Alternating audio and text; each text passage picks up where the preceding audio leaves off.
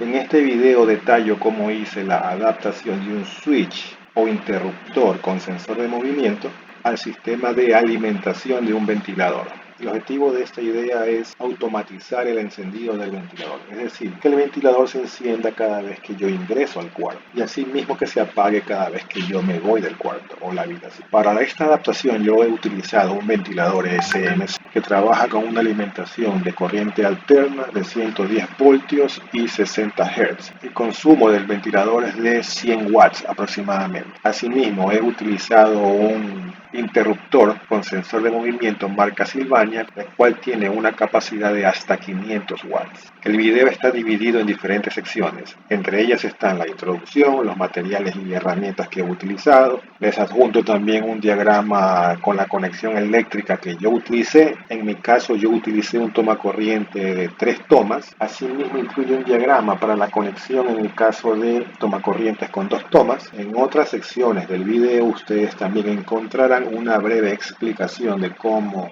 identificar los cables de fase y neutro utilizando un comprobador de corriente de 2 terminales. En la parte final del video expongo el resultado final y concluyo con observaciones y recomendaciones. Para facilitar el acceso a la información de este video, les proporciono aquí los minutos en donde se encuentra cada sección, para que así ustedes puedan fácilmente acceder a la parte que les interesa.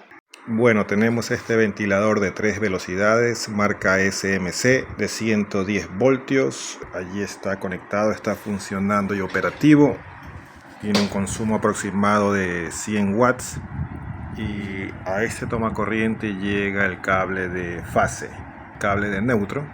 La idea es automatizar el encendido del ventilador y que encienda con un sensor de movimiento, de tal manera que cada vez que yo entre al cuarto, el ventilador encienda y asimismo que se apague cuando yo ya no esté. El tomacorriente original es de 2 tomas, así que voy a usar otro tomacorriente, aunque sea de 3 tomas. Las otras tomas del tomacorriente trabajarán normalmente. Bueno, el siguiente paso es desinstalar la parte eléctrica del tomacorriente. Voy a adelantar el video y les comparto los avances. Para esta adaptación he comprado un sensor de movimiento Sylvania, comúnmente utilizados para el encendido de focos y luces. Este es el modelo 180D. Las especificaciones técnicas están en la caja. Viene con su respectivo manual, donde se detalla claramente cómo se debe instalar. Asimismo viene con los tornillos de anclaje. Este es el artefacto o sensor de movimiento. Y este posee 3 cables, ¿no?, de salida, identificados como rojo, café o negro y azul o verde. Con esta nomenclatura nos podemos guiar. Podría ser que los cables de su sensor de este modelo vengan con los colores marcados en el manual. Bueno, aquí en esta gráfica he hecho un esquema del circuito eléctrico de esta adaptación que he realizado. Vemos aquí identificado cada uno de los componentes o partes de esta conexión. En el número 1 tenemos al comprobador de corriente, con el cual podemos identificar cuál cable es el de fase y cuál cable es el de neutro. Al final del video agregaré una pequeña explicación de cómo utilizar el comprobador de corriente para identificar los cables de fase y neutro. En el número 2 está graficado el ventilador y lo importante es identificar el cable neutro del ventilador, el cual va conectado al poste más grande del mismo ventilador. Tenemos también el interruptor con sensor de movimiento en el número 3 con sus respectivos cables azul, café y rojo que van hacia el tomacorriente número 4, el cual es un toma corriente para 3 conectores. Tenemos la vista posterior y vemos cómo estos cables van conectados en la parte posterior del toma corriente y que finalmente se conectan a los cables de fase y neutro. Aquí vale recalcar en el número 4, en la vista posterior, es que para hacer esta adecuación yo he retirado los cables conectores que vienen en el toma corriente. Si se dan cuenta, en la vista posterior, en la parte alta hay una línea horizontal negra, la cual representa un cable conector tipo grapa que viene originalmente en el tomacorriente. Originalmente vienen 2 arriba y 2 cables abajo. Yo he procedido a retirar un cable, como pueden ver allí falta uno, para poder hacer la conexión del sensor de movimiento, quedando la conexión de esta manera. En la parte baja podemos ver una vista frontal del conector y cómo iría conectado el ventilador, ¿no?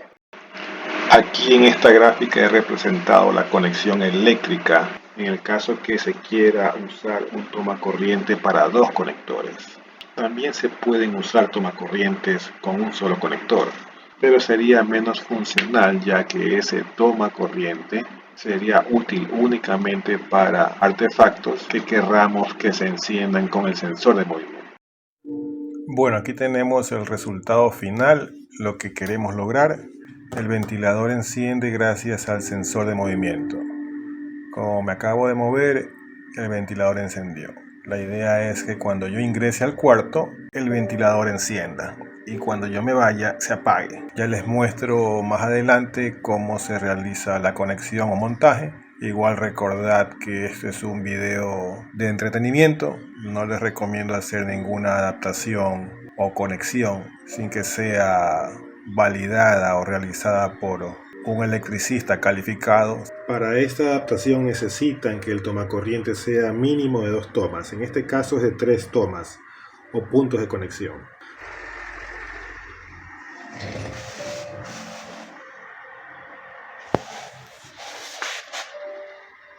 Aquí he marcado el punto de tomacorriente que está activado por el sensor de movimiento. El resto de puntos, los 2 puntos de la izquierda o conectores de la izquierda, están directos a la línea de corriente y no participan con el sensor de movimiento.